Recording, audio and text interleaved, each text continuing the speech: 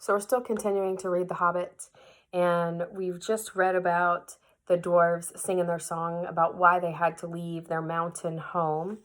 Kind of cryptic, and it talks about the very last. The mountains smoked beneath the moon. The dwarves, they heard the tramp of doom. They fled their hall to dying fall. Beneath his feet, beneath the moon, far over the misty mountains grim, to dungeons deep and caverns dim, we must away ere break of day, to win our harps and gold from him. So as the day begins, they're going to go back and reclaim their home. And it talks about them singing to him about their plans. And it dawned on me that all of these dwarves showed up and they're wearing cloaks and they're hanging them on pegs. And so the idea that a traveler, these are the items of a traveler. Also, as I saved for favorite quotes in purple, they're planning all of this at night. That nighttime is the time that you plan, and that in the morning, the plans come to light. So it says, and Bilbo's starting to get a little nervous, because why are they here in his home singing about all of this?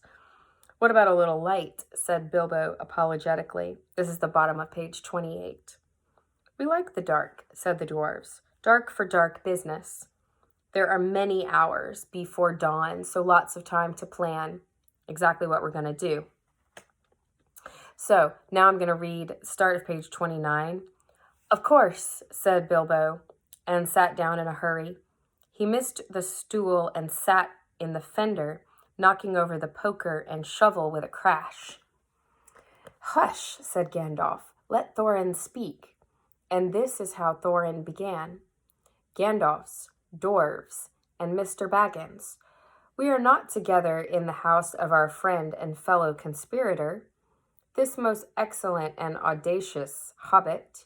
May the hair on his toes never fall out. All praise to his wine and ale. He paused for breath and for a polite remark from the hobbit, but the compliments were quite lost on poor Bilbo Baggins, who was wagging his mouth in protest at being called audacious, and worst of all, fellow conspirator, though no noise came out. So he was flummoxed, perplexed, and worriedly perplexed. What is this man talking about? So Thorin went on. We are met to discuss our plans, our ways, means, policy, and devices. We shall soon, before the break of day, start on our long journey, a journey from which some of us, or perhaps all of us, except our friend and counselor, the ingenious wizard Gandalf, may never return. It is a solemn moment, the calm before the storm. Our object is, I take it, well known to us all. To the estimable Mr. Baggins, and perhaps to one or two of the younger dwarves, I think I should be right in naming Keely and Feely, for instance. The exact situation at the moment may require a little brief explanation. This was Thorin's style. He was an important dwarf. If he had been allowed, he would probably have gone on like this until he was out of breath, without telling anyone there anything that was not known already. But he was rudely interrupted. Poor Bilbo couldn't bear it any longer. At, and this is italicized, may never return. He began to feel a shriek coming up inside, and very soon it burst out like the whistle of an engine coming out of a tunnel. All the dwarves sprang up, knocking over the table. Gandalf struck a blue light on the end of his magic staff, and in its firework glare, the poor little hobbit could be seen kneeling on the hearthrug, shaking like a jelly that was melting. Then he fell flat on the floor and kept on calling out, struck by lightning, over and over again. And that was all they could get out of him for a long time. So they took him and laid him out of the way on the drawing room sofa with a drink at his elbow, and they went back to their dark business. So they left Bilbo on a sofa in another room and then went back to discussing their plans. "Excitable little fellow," said Gandalf as they sat down again. "Gets funny, queer fits, but he is one of the best. One of the best. As fierce as a dragon in a pinch." If you have ever seen a dragon in a pinch, you will realize that this was only poetical exaggeration applied to any hobbit, even to old Took's great-grand-uncle, Bull-Roarer, who was so huge for a hobbit that he could ride a horse. He charged the ranks of the goblins of Mount Graham in the Battle of the Green Fields and knocked their king Golthimble's head clean off with a wooden club. It sailed 100 yards through the air and went down a rabbit hole. And in this way the battle was won, and the game of golf invented at the same moment. It's this funny little side note about how golf was invented during a war when a hobbit happened to make a hole-in-one. In the meanwhile, however, Bull-Roarer's gentler descendant, who is Bilbo, was reviving in the drawing room. After a while and a drink, he crept nervously to the door of the parlor. This is what he heard. So he's not there, but he's listening, but they don't quite know that he's listening yet. Gloin speaking, humph, or some snort more or less like that. Will he do? Do you think? It is all very well for Gandalf to talk about this hobbit being fierce, but one shriek like that in a moment of excitement would be enough to wake the dragon on all his relatives and kill the lot of us. I think it sounded more like fright than excitement. In fact, if it had not been for the sign on the door, I should have been sure we had come to the wrong house. So they're starting to question Bilbo. As soon as I clapped eyes on the little fellow, bobbing and puffing on the mat, I had my doubts. He looks more like a grocer than a burglar. Then Mr. Baggins turned the handle and went in. The Took side, his mother's side, had won. He suddenly felt he would go without bed and breakfast to be thought fierce. So for a hobbit, not eating is thought of as being courageous. As for little fellow bobbing on the mat, it almost made him really fierce. Many a time afterwards, the Baggins part regretted what he did now. And he said to himself, "Bilbo, you were a fool. You walked right in and put your foot in it." So he got mad. So he has a little bit of a temper. "Pardon me," he said, "if I have overheard the words that you were saying. I don't pretend to understand what you are talking about, or your reference to burglars, but I think I am right in believing," this is what he called being on his dignity, "that you think I am no good. I will show you. I have no signs on my door. It was painted a week ago, and I am quite sure you have come to the wrong house. As soon as I saw your funny faces on the doorstep, I had my doubts. But treat it as the right one. Tell me what you want done." So I think you've come to the wrong house, but we're going to pretend like you're here, and I want to know what it is that you plan on doing. And I will try it. So I like the way that he phrased that. As soon as I saw your funny faces on the doorstep, I had my doubts, but treat it as the right one. Tell me what you want done, and I will try it. If I have to walk from here to the east of East and fight the wild werewolves, worms, WORMS, in the last desert. I had a great-great-great-grand-uncle once, Bull-Roarer Took. Don't we often kind of rest on what our family members' accomplishments have been to kind of boost our own courage, is what I think about that. Yes, that was long ago," said Gloin. I was talking about you, and I assure you there is a mark on your door, the usual one in the trade, or used to be. Burglar wants a good job, plenty of excitement, and reasonable reward is how it's usually read. You can say expert treasure hunter, instead of burglar, if you like. Some of them do. It's all the same to us. Gandalf told us that there was a man of the sort in these parts looking for a job at once, and that he had arranged for a meeting here this Wednesday, tea time. Of course there is a mark, said Gandalf. I put it there myself, for very good reasons. Now, I like the fact, especially in this day and age, that Gandalf is just willing to own up to exactly what he's done. Of course there's a mark. I put it there. You asked me to find the 14th man in your expedition, and I chose Mr. Baggins. Just let anyone say, I chose the wrong man or the wrong house. You can stop at 13 and have all the bad luck you like, or go back to digging coal. So now the reason for all of these dwarves showing up at Bilbo's house is starting to emerge. There's 13 of them. It's an unlucky number. They want it to be 14.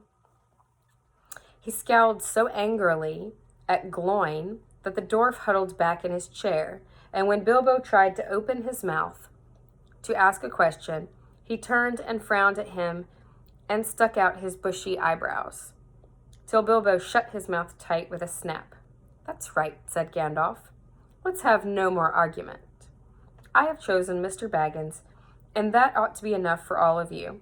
If I say he is a burglar, then a burglar he is, or will be, when the time comes. There is a lot more to him than you guess. A deal more than he has any idea of himself. You may, possibly, all live to thank me yet. Now, Bilbo, my boy, fetch the lamp and let's have a little light on this. I'm on the top page of 32. On the table, in the light of a big lamp with a red shade, he spread a piece of parchment rather like a map. This was made by Thorir, your grandfather, Thorin, he said in answer to the dwarves' excited questions. It is a plan of the mountain. I don't see that this will help us much, said Thorin disappointedly after a glance. I remember the mountain well enough and the lands about it, and I know where Mirkwood is, and the withered heath where the great dragons bred.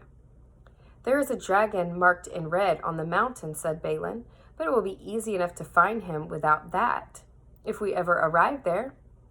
There is one point you haven't noticed, said the wizard, and that is the secret entrance. You see that rune on the west side, and the hand pointing to it from the other runes, and there's a little star asterisk, and you look down at the bottom as a footnote. It says, look at the map at the beginning of this book, and you will see the runes there. So I'm going to flip back to the map. That's Wilderland.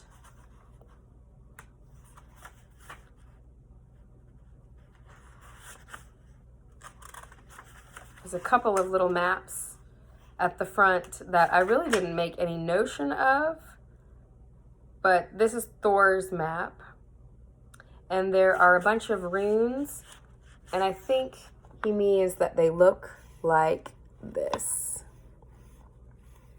And this is Smaug's domain.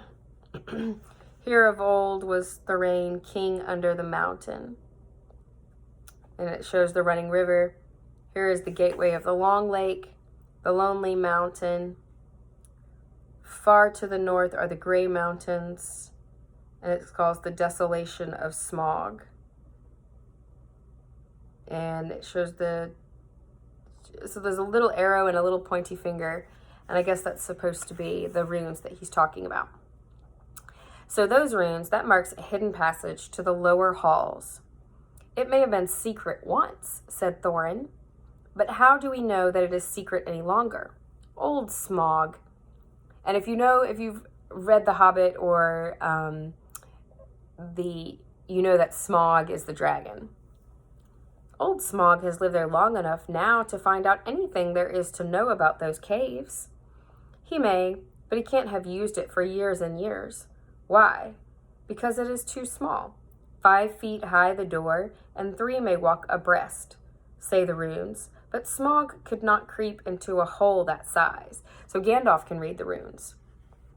Even if it looks like the dwarves, because they haven't read it, but Gandalf is reading it to them.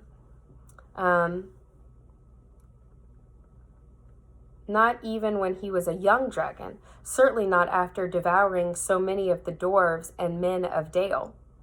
It seems a great big hole to me, squeaked Bilbo, who had no experience of dragons and only of hobbit holes.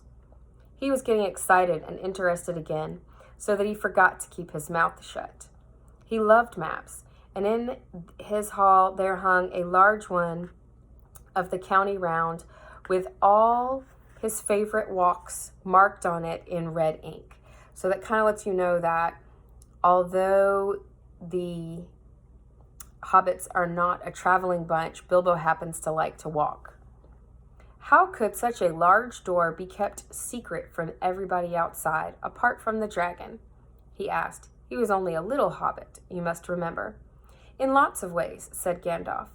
But in what way this one has been hidden, we don't know without going to see.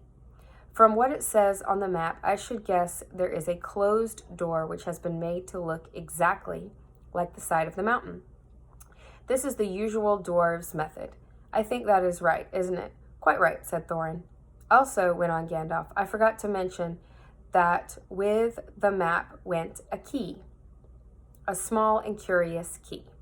Here it is, he said, and he handed it to Thorin, a key with a long barrel and intricate wards, W-A-R-D-S, made of silver. Keep it safe. Indeed I will, said Thorin, and he fastened it upon a fine chain that hung about his neck under his jacket. Now things began to look more hopeful. This news alters them much for the better. So far we have had no clear idea what to do. We thought of going east, as quiet and careful as we could, as far as the Long Lake. After that, the trouble would begin. A long time before that, if I know anything about the roads east, interrupted Gandalf. We might go up from there along the river running, went on Thorin, taking no notice, and so to the ruins of Dale, the old town in the valley there under the shadow of the mountain. So that's where they said the dragon ate the dwarves and then ate the men. But we none of us liked the idea of the front gate.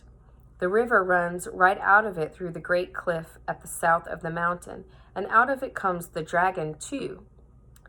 Far too often, unless he has changed. That would be no good, said the wizard. Not without a mighty warrior, even a hero. I tried to find one, but warriors are busy fighting one another in distant lands. And in this neighborhood, heroes are scarce, or simply not to be found. Swords in these parts are mostly blunt, and axes are used for trees, and shields as cradles or dish covers, and dragons are comfortably far off, and therefore legendary.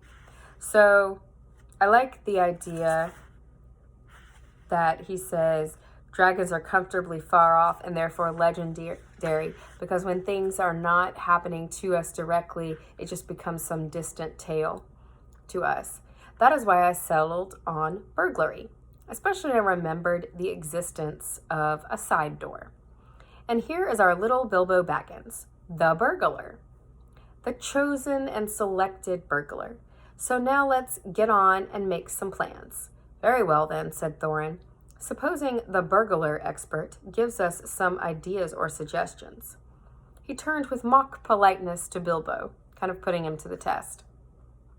First, I should like to know a bit more about things, he said, feeling all confused and a bit shaky inside, but so far still tookishly determined to go on with things.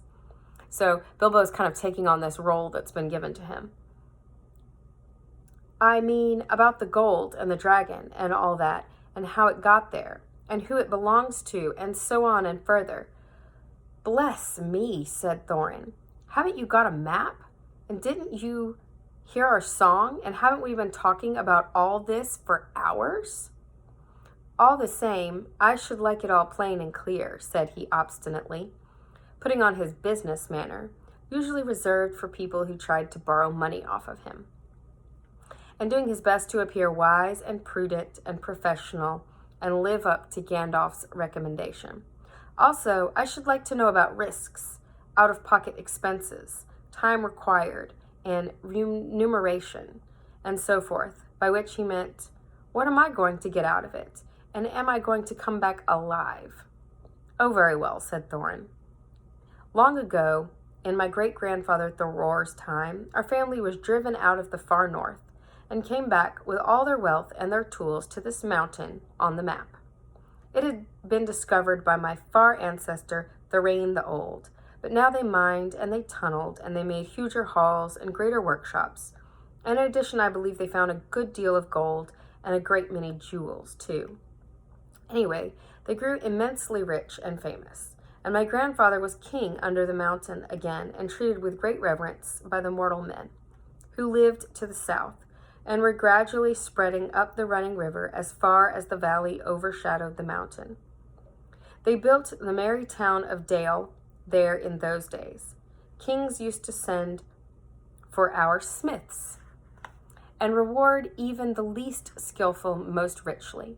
Fathers would beg us to take their sons as apprentices and pay us handsomely, especially in food supplies, which we never bothered to grow or find for ourselves. So it's the humans and the dwarves interacting. Altogether, those were good days for us, and the poorest of us had money to spend and to lend, and leisure to make beautiful things just for the fun of it, not to speak of the most marvelous and magical toys, the like of which is not to be found in the world nowadays. So my grandfather's halls became full of armor and jewels and carvings and cups, and the toy market of Dale was the wonder of the north. Undoubtedly, that was what brought the dragon. Dragons steal gold and jewels, you know, from men and elves and dwarves, wherever they can find them, and they guard their plunder as long as they live, which is practically forever unless they are killed, and never enjoy a brass ring of it. Indeed, they hardly know a good bit of work from bad, though they usually have a good notion of the current market value, and they can't make a thing for themselves, not even mend a little loose scale of their armor. There were lots of dragons in the north in those days, and gold was probably getting scarce up there, with the dwarves flying south or getting killed, and all the general waste and destruction that dragons make going from bad to worse. There was a most especially greedy, strong, and wicked worm called Smog. One day he flew up into the air and came south. The first we heard of it was a noise like a hurricane coming from the north, and the pine trees on the mountains creaking and cracking in the wind. Some of the dwarves who happened to be outside, I was one, luckily, a fine adventurous lad in those days, always wandering about, and it saved my life that day. Well, from a good way off, we saw the dragon settle on our mountain in a spout of flame. Then he came down the slopes, and when he reached the woods, they all went up in fire. By that time, all the bells were ringing in Dale, and the warriors were arming. The dwarves rushed out of their great gate, but there was the dragon waiting for them. None escaped that way. The river rushed up in steam, and a fog fell on Dale. And in the fog, the dragon came on them and destroyed most of the warriors. The usual unhappy story. It was only too common in those days. Then he went back and crept in through the front gate and routed out all the halls and lanes and tunnels, alleys, cellars, mansions, and passages. After that, there were no dwarves left alive inside, and he took all their wealth for himself. Probably, for that is the dragon's way. He has it piled up in a great heap far inside and sleeps on it for a bed. Later, he used to crawl out of the great gate and come by night to Dale, and carry away people, especially maidens, to eat, until Dale was ruined. All the people dead or gone. What goes on there now, I don't know for certain, but I don't suppose anyone lives nearer to the mountain than the far edge of the long lake nowadays. So I've read over the 20 minutes, but I was enjoying the tale of Smaug. There are some sad moments where you realize that the dragon arrived and there was just utter destruction. This could be like a natural disaster if you had to relate it to these days, one that you can't overcome and lays devastation to the land for years.